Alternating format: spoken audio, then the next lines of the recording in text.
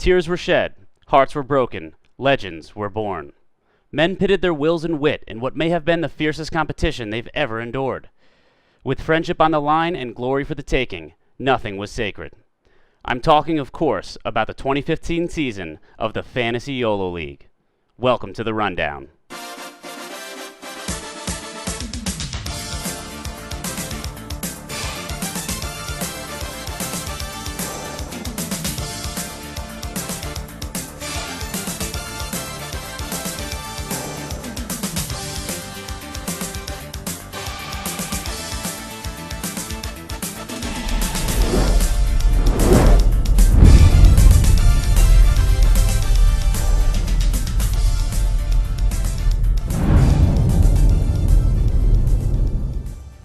I'm sure you've all been wondering whether the commissioner and/or league as a whole was going to formally acknowledge its winner, Declan Cunningham, manager of the Frat Stars, and the rest of the noteworthy performances that occurred this year.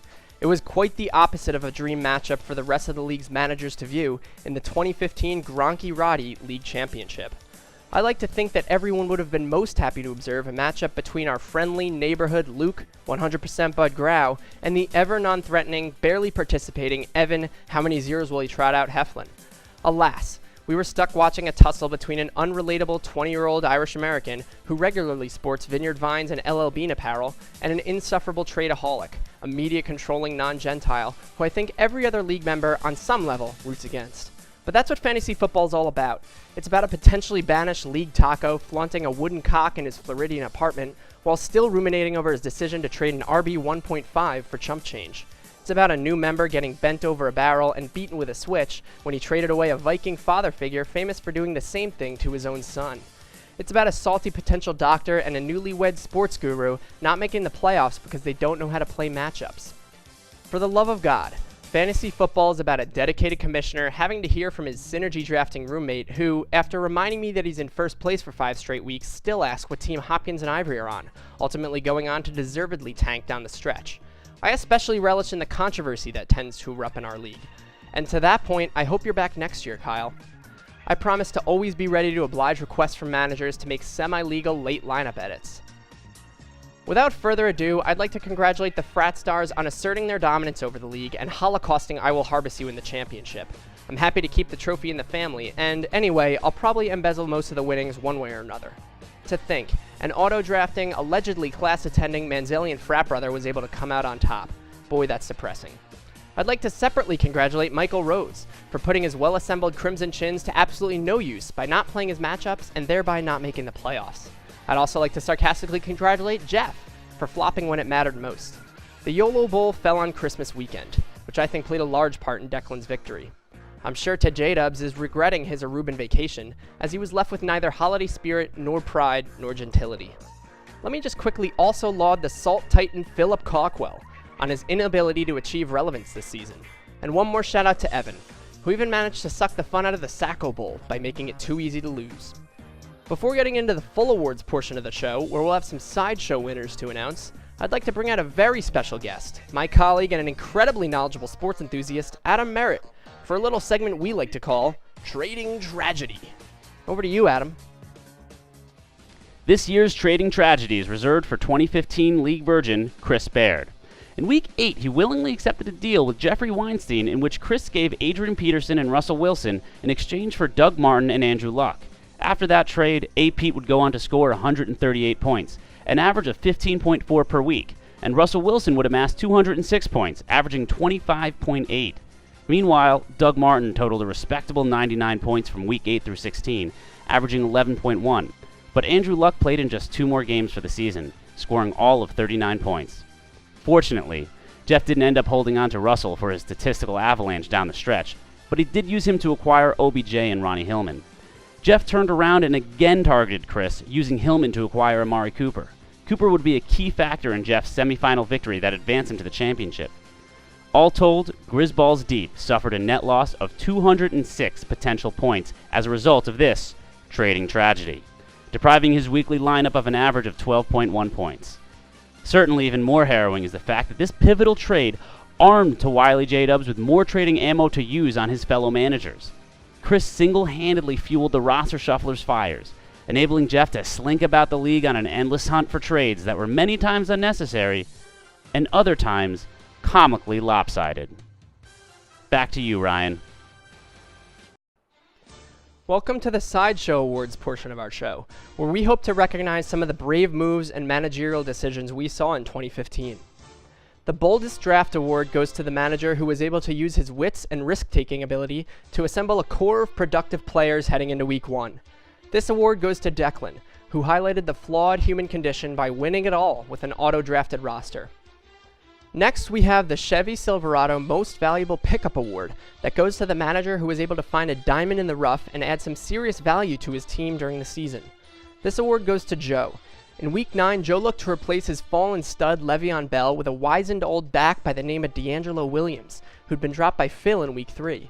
Williams put up 36.5 in his debut for the Jordy Nelson Mandelas and went on to finish 28th overall in fantasy points scored, averaging 19.1 points from Week 9 to 16.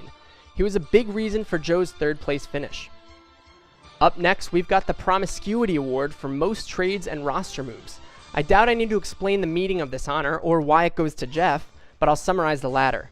Jeff took this coveted dual title by participating in all but 3 of the league's 14 trades for the season. No one was close to that, as Ryan and Chris finished behind him with 3 trades each. Jeff also managed to out-tinker the stinker himself, Ryan, by completing a total of 41 roster moves, versus 36 for the Potty Monsters. Fourth on the list, we have the least coveted CTE award for the most injured and diseased roster. No one was truly devastated by injuries this year, but there were 4 teams that each lost 2 players to injury that were projected by Yahoo to be in the top 60 for scoring coming into the season. The Raving Roughhousers had to go without Marshawn Lynch, projected at number 2 for 8 weeks, and lost Keenan Allen, projected at 59 in Week 8. The Frat Stars suffered casualties to Joseph Randall, who went down in Week 7, and Mark Ingram, who was absent down the stretch after Week 13. Meanwhile, the Silky Johnsons had a total of 15 games missed by his studs Carlos Hyde and Julian Edelman. But it was our Sacco runner-up, I Like Bortles, who was perhaps the unluckiest CTE victim this year. He lost Jamal Charles for the season in Week 5 and saw Peyton Manning go down in Week 1 with a progressively worsening neuromuscular disease called the noodles. Finally, perhaps the most noteworthy Sideshow Award is the Crafty Strategist Award for playing one's matchups. This honor goes to your commissioner, Ryan Cunningham. It wasn't always pretty, but the Potty Monsters managed to make it to the championship semifinals by following one simple, oft-forgotten rule: play your matchups.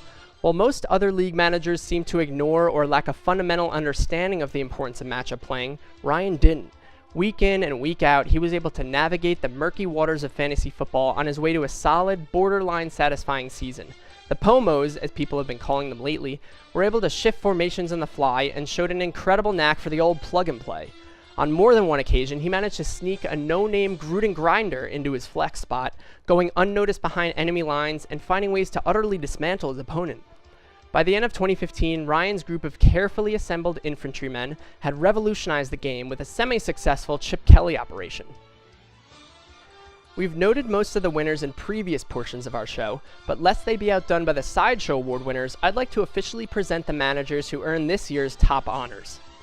First, and certainly the least, the 2015 Eli Manning Sacco Bowl champion and winner for the second year in a row of the reviled Old Woody Trophy goes to Evan Heflin, manager of the endangered Brosidon Flosidon franchise. Next, I'd like to honor this year's regular season points leader. Finishing with a total of 1,356 points through Week 13, Michael Rose, manager of the Crimson Chins, he didn't enter the playoffs, at the top of the points rankings. Moving on, this year's second place finalist and Fantasy Yolo League runner-up was Jeffrey Weinstein, manager of I Will Harvest You. His wheeling and dealing brought him to within 1 win of the ultimate prize. Finally, I'm proud to again recognize the one left standing after 16 straight weeks of competition, your 2015 Gronky Roddy Fantasy YOLO League champion, Declan Cunningham, manager of the Frat Stars. Congratulations to all of our winners. It's been a great season. We've seen some horrible displays of character and sportsmanship, a number of league-threatening controversies, and plenty of salt. I hope everyone enjoys the off-season and some undeserved time off from fantasy. We'll be back next year.